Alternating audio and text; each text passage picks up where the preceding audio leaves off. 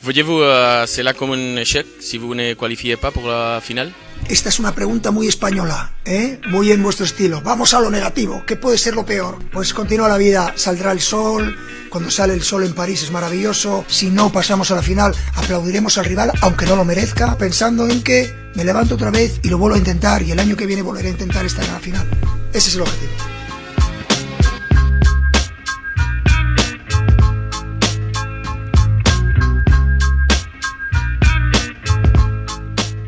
Salut à tous, bienvenue dans la quotidienne. Luis Enrique toujours aussi tranquille à quelques heures d'affronter le Borussia Dortmund au Parc des Princes. Demi-finale retour de la Ligue des Champions, c'est ce soir et le PSG va devoir remonter le but encaissé à l'aller au Signal Iduna Park. Mais les Parisiens sont plus que prêts, que ce soit les joueurs avec Kylian Mbappé qui a déclaré être confiant et sûr de remonter le score. Mais Luis Enrique est tout aussi serein et même si on l'entend pas beaucoup parler en français, hier il nous a sorti la seule phrase qu'il connaissait. Et bon, il a bien choisi. Es la única frase que sé en francés. On va gagner. Solo sé esa frase. Y como me gusta, yo siempre pienso que mi equipo va a ganar. On va gagner, bien sûr. Alors si on est confiant côté PSG, côté Dortmund, on préfère rester humble. Et Edin Terzic, le coach du BVB, il trouve les Parisiens un peu trop sûrs d'eux, justement. On l'écoute et juste après, j'ai une question à vous poser.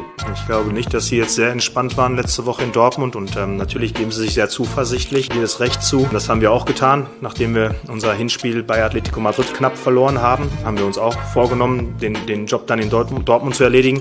Und dass sie da jetzt extrem gelassen auf mich wirken, kann ich nicht bestätigen. Ich weiß einfach nur, dass sie eine herausragende Qualität haben, dass sie es sich verdient haben, im Halbfinale zu stehen. Und das Schöne an der Sache ist, wir auch. Allez, c'est l'heure de la question du jour. Donnez-moi votre prono pour ce PSG Dortmund ce soir. Et tant qu'à faire, donnez-moi aussi votre prono pour Real Bayern demain, vu que mercredi et jeudi c'est férié. On verra vendredi s'il y a 2 visionnaires parmi vous.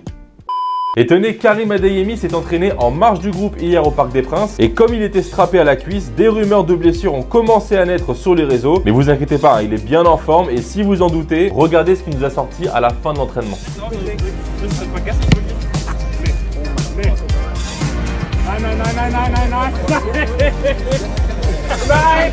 Nicht der! Nicht der! Hier, il y avait de la Ligue 1 et quel match entre le LOSC et l'OL, victoire spectaculaire de Lyon, 4-3. Les Gaunes étaient menés 2-0 puis 3-2 mais ont finalement arraché la victoire dans le temps additionnel grâce à Mama Baldé. Et avec ces 3 précieux points, l'OL est désormais 7e au classement et plus que jamais en lice pour jouer l'Europe à 2 journées de la fin. Donc quand on se rappelle du chemin parcouru avec le début de saison où Lyon était dans la zone rouge, et Pierre Sage il est sûr d'une chose, c'est que l'espoir fait vivre. Je pense qu'on applique vraiment le fameux tant qu'il y a de la vie, il y a de l'espoir. On l'a vécu en tant que club par rapport au classement quand on nous annonçait en Ligue 2. Et maintenant, c'est un ressort sur lequel on est plutôt actif quand on a besoin de l'être. Et les joueurs sont assez réceptifs de ce message-là. Alors par contre, les Lyonnais, si vous arrivez à vous qualifier en Coupe d'Europe, faites au moins comme Brest. Célébrez ça à New York, c'est le minimum.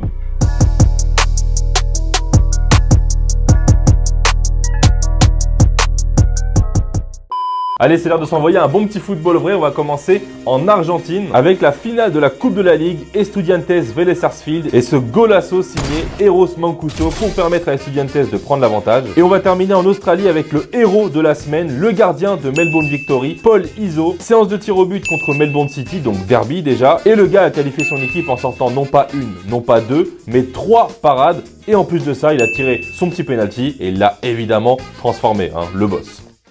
En première ligue, on assistait à une petite humiliation hier du côté de Londres. Manchester United s'est fait étriller à Crystal Palace 4-0. Les Red Devils qui ont manqué l'occasion de revenir dans le top 6 de première ligue en encaissant notamment un doublé de Michael Olise, 2 golassos d'ailleurs. Donc Didier pour la liste des 26, voilà, j'en dis pas plus.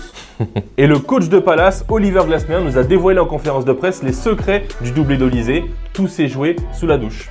Si. We spoke after the Fulham game when he was under the shower. He was a little bit disappointed because he had, I don't know, 3-4 shots. The shots were blocked. Spoke about it, said, yeah, maybe you try it. He always, very often he shoots far post, and I said, yeah, maybe try it near post. In this situation, he shot near post and scored the goal. And so this, I think, it was because it started after the shower at Craven Cottage. Par contre, pour Erik ten Hag et Manchester United, ça souriait beaucoup moins après le match. Non seulement le coach hollandais ne fait pas l'unanimité chez les supporters, mais United est à 6 points de la 5e place désormais. Donc la seule chose qui pourrait éventuellement sauver la saison, ce serait la finale de la FA Cup face à Manchester City. Mais pour le moment, l'heure est à l'autocritique. Et Erik ten Hag, il a pas mâché ses mots hier. Very disappointing, underperforming, definitely.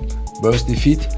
We should have done better. It was a team performance who was not correct and making big mistakes, not following, say, the plan and the script and the rules we have. Of course, also individual mistakes, but then we should cover each other and we didn't do. Et en parlant d'Erik ten Hag, justement, hier on vous demandait s'il devait quitter Manchester United pour le Bayern Munich en fin de saison. Et pour toi, Mr. Ali, ce serait une bonne occasion pour qu'il puisse relancer sa carrière puisque le Bayern a un style proche de son football avec des piliers de son équipe de l'Ajax comme Mathis de Ligt, mais pas Daley Blind. Attention, il joue à Gérone maintenant. Quant à toi, Jimmy, tu penses que c'est une très bonne idée pour ten Hag, mais pas pour le Bayern. Alors, c'est dur, mais c'est correct. En vrai, je suis d'accord avec toi. Et tiens, s'il y a des supporters du Bayern, vous devez être heureux de la masterclass que va sortir Adidas. Le prochain maillot des Bavarois a été officiellement révélé. Retour du rouge en couleur principale. Mais attention, pas de Joshua Kimmich dans le clip de présentation. Lui qui serait sur le départ, on l'annonce notamment sur les tablettes du Barça, donc affaire à suivre. Mais en revanche, il y en a un qui nous a fait un teasing un peu particulier. C'est Darwin Núñez qui a supprimé toutes les publications de son compte Instagram avec le maillot de Liverpool, comme s'il préparait un nouvel album. Il ne reste que des photos avec la sélection uruguayenne ou son ancien club Benfica. Donc dites-moi ce que vous en pensez, mais si c'est un message pour dire qu'il veut partir, c'est un peu gros quand même. Et voilà les amis, c'est la fin de la quotidienne. J'espère que vous avez passé un bon moment avec nous. On se quitte comme d'habitude en images et en musique et on se retrouve vendredi. Salut. The strongest of them all. Zinedine Zidane. Zinedine Zidane. Superstar. Superstar. Zinedine Zidane. Zinedine Zidane. C'était votre programme avec Winamax. Winamax, le plus important, c'est de gagner.